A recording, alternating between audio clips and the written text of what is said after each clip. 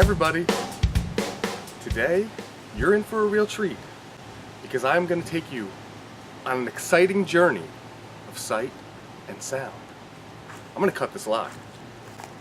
Now this log on the outside looks disgusting, but it's been sitting in my yard in the back in the shade for, I'm going to say 8 to 12 months. I'm expecting the inside of this to be gorgeous because kind of my rule is the worse it looks on the outside, the better it looks on the inside, as long as it's not rotten. So we're going to make some cuts. This is the pith here. You can see, I don't know if you can see it, but I'm telling you, so you're going to have to trust me. It's cracked here and it's probably cracked on the other side. So we're going to try and cut around that and see what's on the inside of this.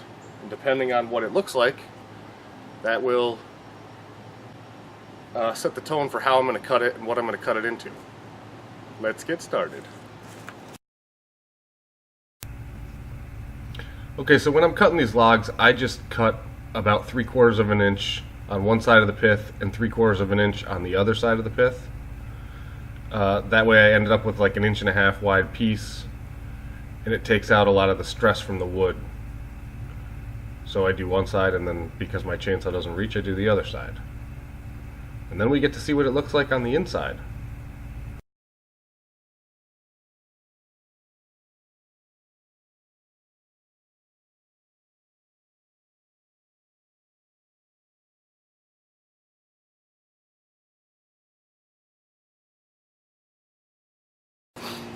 Okay, this is all cut. This log is exactly why I like to cut my own lumber and not get it from a mill. Because you can't buy this.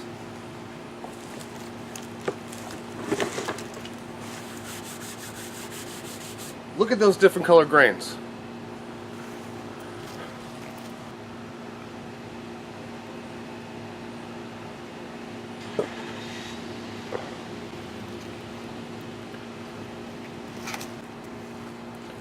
I'm going to clean this up and I'm going to keep going on my processing of the log.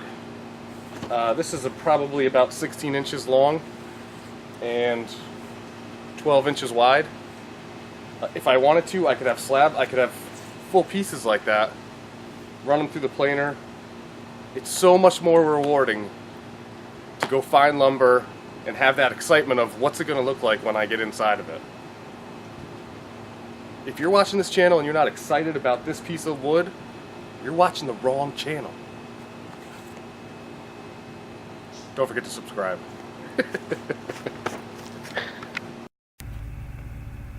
Alright, so in this part I'm just cutting off the edges so that I have a flat side to the log. That stuff's pretty much unusable anyway, so I just cut it off real quick, and then I cut the bark off of the top as well, because I just want to make one big solid block, and I'll explain that. Oh. Alright, so what I got here on this hot day is two, what I call basic blocks. I just took off all the crap that you can't use or that you won't use, and I got it down to the biggest usable piece that I could have out of that log. And I got two of them. I got this one here too. So from here, I'm probably going to take one of these and just make lumber, because these pieces will make really nice cutting boards. It'll have a lot of character and a lot of beautiful grain to come out in those cutting boards. So I'll probably take one of these and do that. This one, I could cut half of this, make a bowl out of half, and maybe some pepper mills out of the top half.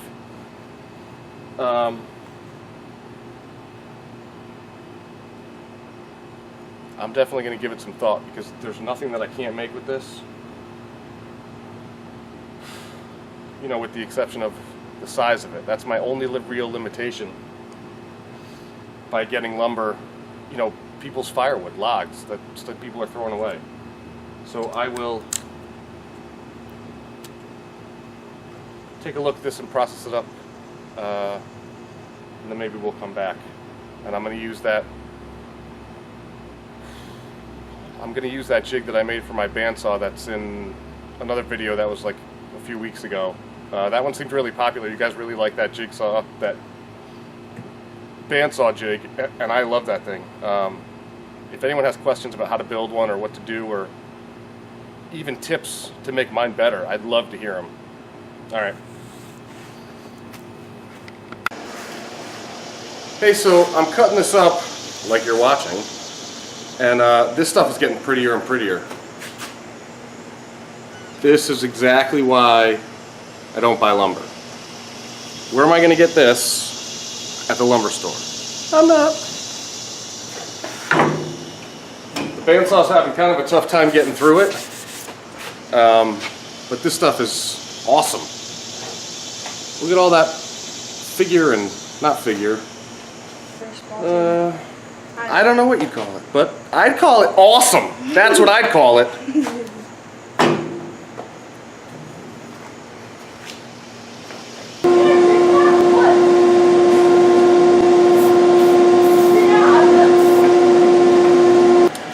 Hey, quick tip.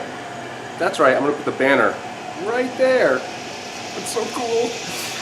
I just sprayed this stuff on the bandsaw, and that slid through so much better. I always suspected that maybe I was getting some resistance from the bandsaw, the bed of the bandsaw not being smooth or having a little rust on it, and it's awfully humid today, and it's always humid down here. But because I didn't want to look dumb on camera, I sprayed this stuff on there. That worked so much better.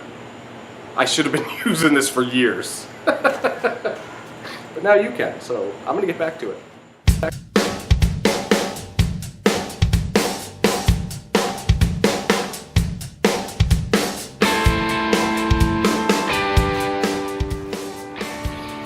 If this doesn't look special on the inside, the whole thing's a wash.